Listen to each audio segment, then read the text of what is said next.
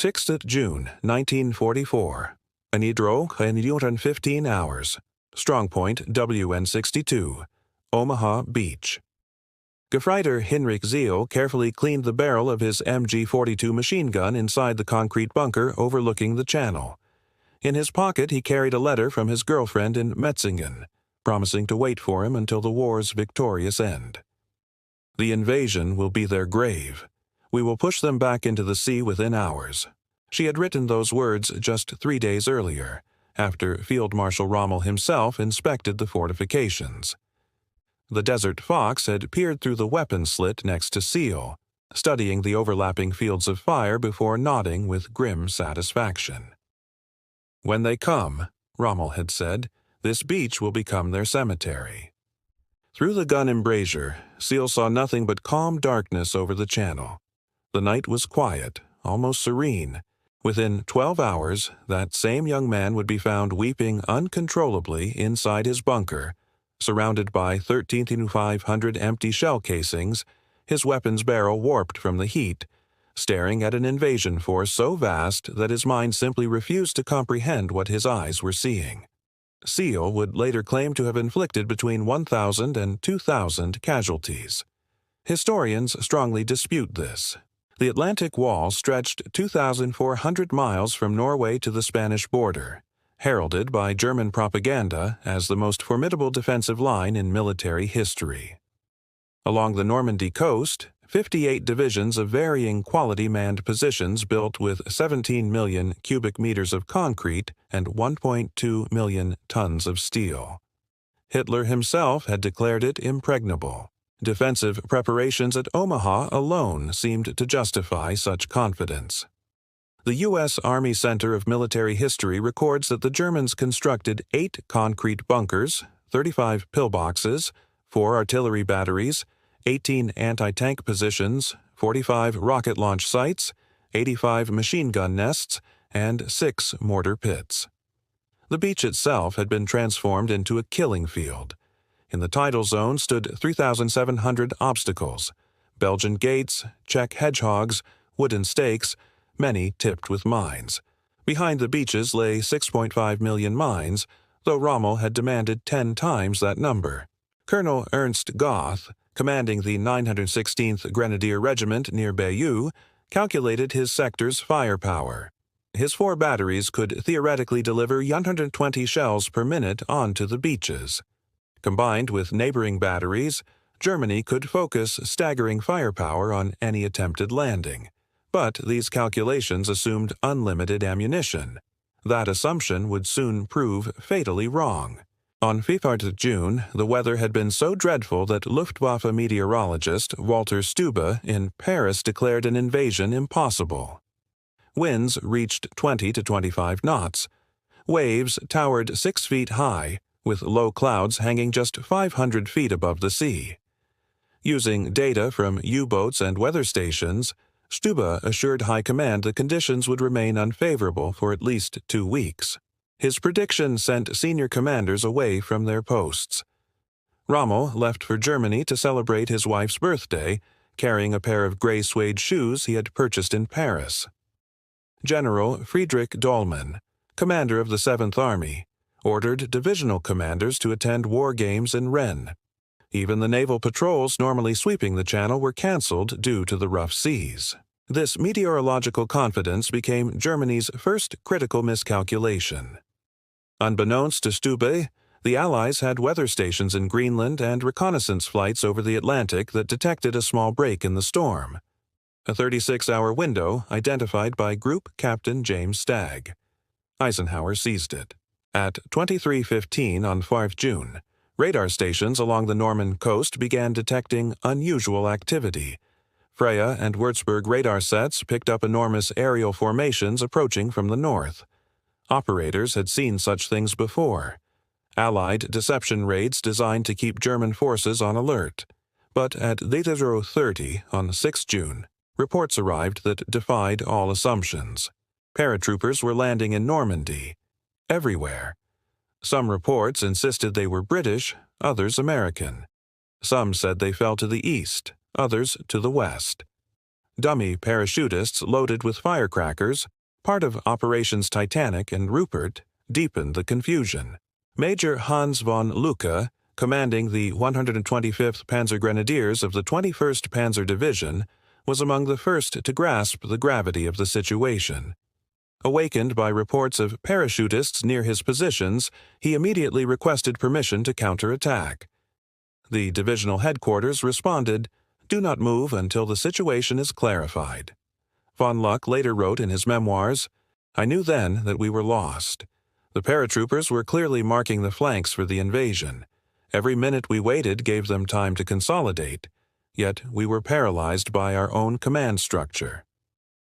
6th June 1944, 05:30 hours. As the first pale light crept across the channel, German lookouts in forward positions reported something their training had never prepared them for. Some sources claim that the officer Verluscart, whose presence on the coast remains debated, was among the first to sight the Armada. What is certain is that German observers along Normandy NS cliffs suddenly saw the sea transformed into a vast plain of steel. Not dozens, not hundreds, thousands. From horizon to horizon, ships of every size and class, from mighty battleships to tiny landing craft, carpeted the channel in a gray procession. The invasion fleet consisted of 6,139 vessels according to official Allied records, 1,213 warships, 4,226 landing craft, 736 auxiliary ships, and 864 merchant vessels. It was the largest naval force ever assembled in human history. For defenders raised on propaganda portraying the Allies as weak and divided, the sight was psychologically shattering. Bernhard Firkin, an artillery officer at WN-62 who would not survive the day, reportedly told his men they were witnessing the arrival of the whole world at our doorstep. At 05:35, the naval bombardment began. Nothing the Germans had experienced, neither the ferocity of the Eastern Front nor the worst RAF raids could have prepared them for what followed.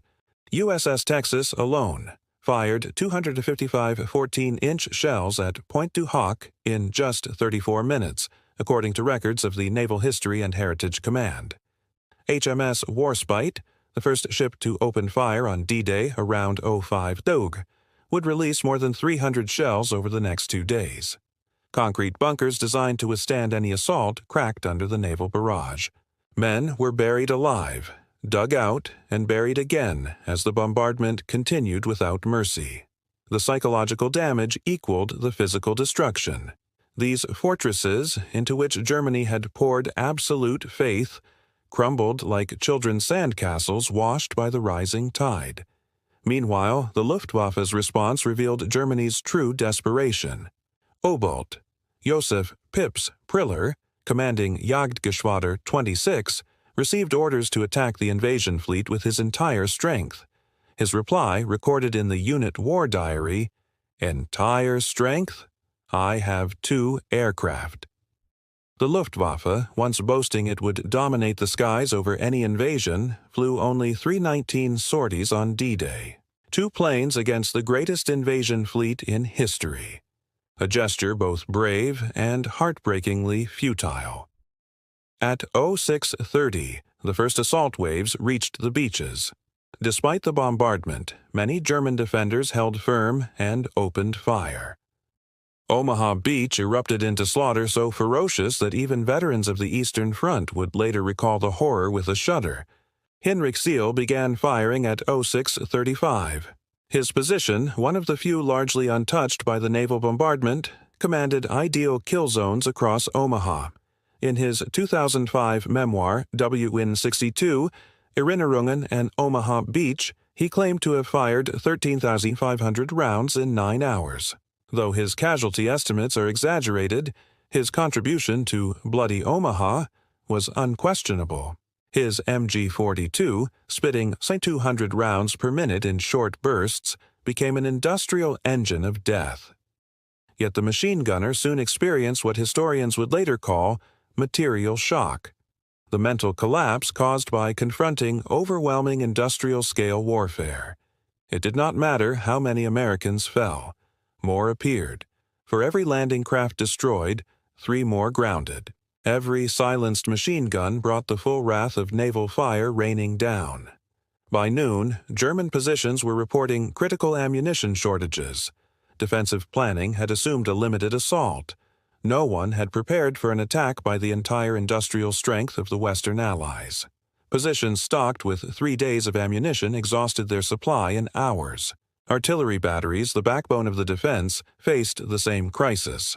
Carefully rationed shells vanished into the chaos. Attempts to resupply failed. Every road was hunted by Allied fighter bombers. The contrast in firepower was staggering. German observers watched American destroyers firing hundreds of rounds at single targets, while German gunners by the afternoon were rationed to 4 shells per gun per day. Rommel's armored reserve, meant to crush any invasion at the waterline, stayed paralyzed during the decisive hours. The only armored unit near the beaches, the 21st Panzer Division, was not ordered to attack until 10 Neschk, 4 hours after the assault began.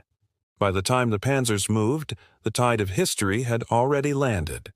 By late morning, the once unshakable illusion of German coastal dominance lay in ruins. Even the strongest fortifications, engineered from millions of tons of concrete, were not designed to endure the prolonged pounding of naval guns. The mighty Atlantic Wall, a monument to Nazi confidence, now revealed its fatal weakness. It had been built to repel a raid, not a liberation. Reports from the front arrived soaked in disbelief. Batteries that should have fired thousands of shells were falling silent. Entire platoons vanished beneath smoke and debris. The coastal artillery commander realized that his guns were no longer defending the beach. They were merely trying to survive the next salvo. The 352nd Infantry Division, tasked with defending Omaha, was one of the Wehrmacht's better units, hardened by Eastern Front experience. Yet even they found themselves overwhelmed by the American assault. Each German machine gun nest that still fought did so as an island without reinforcement, without coordination, without hope. For every meter of ground held, the cost increased beyond anything the defenders had imagined. Major Werner Pluskat, artillery observer overlooking Omaha Beach, reportedly yelled into his radio, "There are thousands of ships. Where is the Luftwaffe? Where are our reserves?" But the skies remained relentlessly allied. Meanwhile, behind the beach, chaos spread like wildfire. American paratroopers, scattered far from their planned drop zones, improvised with audacity. They captured crossroads, seized bridges, and destroyed communication lines. Every German attempt to regroup collided with a sudden burst of gunfire from men who were never supposed to be there. Rommel's greatest fear had been realized. The enemy was not merely on the beaches. He was everywhere. German commanders, still awaiting clarification from higher authority, found themselves trapped within a decision-making structure that moved slower than the tides themselves. Requests for armored support climbed the chain of command, only to drown in hesitation. Hitler, the only man authorized to release the armored divisions, was asleep. No one dared wake him. Hours slipped away. Fatal hours. Irreplaceable hours. By mid-afternoon, even the most loyal officers began questioning reality. The Americans should have been annihilated on the beaches. They should have been driven back into the sea. Instead, they were advancing. Slowly, painfully, but undeniably. On board USS Texas, a semaphore message was sent to the shore. "We are crossing the beach to support you." Destroyer after destroyer maneuvered dangerously close to land, firing almost point-blank into German strongpoints. Each thunderous broadside signaled that the Atlantic Wall's fate was sealed. The myth of invincibility collapsed with each crumbling bunker. Hinrich Seele, who had calmly expected to survive the morning with a heroic tally, was now drenched in sweat, trembling as he realized the unimaginable truth. He and his comrades were no longer the hunters. They were the hunted. By evening, the German defense of Omaha Beach was reduced to isolated pockets of resistance. Ammunition gone. Communications shattered. reinforcements delayed into irrelevance. The Americans, bloodied but unbroken, had carved out a foothold where none was supposed to exist. Omaha, the beach that should have been the Allies' tomb, had become their gateway into Fortress Europe. As night embraced the Norman coast, the echoes of war still pulsed through the air. Fires smoldered in once pristine fields. Equipment lay twisted and abandoned among the dunes. The sea, which had carried hope for thousands, now carried countless dead back toward the tide. For the Germans who survived the first day, a numbing realization set in. The Atlantic Wall had not merely been breached. It had been exposed as a grand illusion. Only 150,000 Allied troops stood on French soil that night, yet behind them waited millions more. The industrial might of two continents had crossed the Channel. There would be no pushing them back, no second chance. The psychological blow was devastating. Wehrmacht soldiers who once believed themselves guardians of an invincible fortress now wrestled with a darker possibility. They were merely delaying the inevitable. Many defenders surrendered in the following days, ragged and stunned. Others continued fighting with grim determination, not for victory anymore, but for survival and comradeship. Heinrich Seal, whose MG-42 had sung with lethal fury at dawn, was found after the battle with tears streaming down his face, unable to reload his final box of ammunition. The gun that had once felt powerful and righteous now seemed like a useless piece of metal in a world collapsing around him. For him, as for so many, this was the beginning of the end. Strategically, D-Day marked a turning point from which Nazi Germany could never recover. The Allies now had a foothold on the continent, protected by their overwhelming control of the seas and skies. Within weeks, over 1 million Allied troops would push into France. Paris would be liberated by the end of summer. Less than a year later, Hitler would be dead and Berlin in ruins. The greatest invasion in human history had opened the door to Europe's freedom.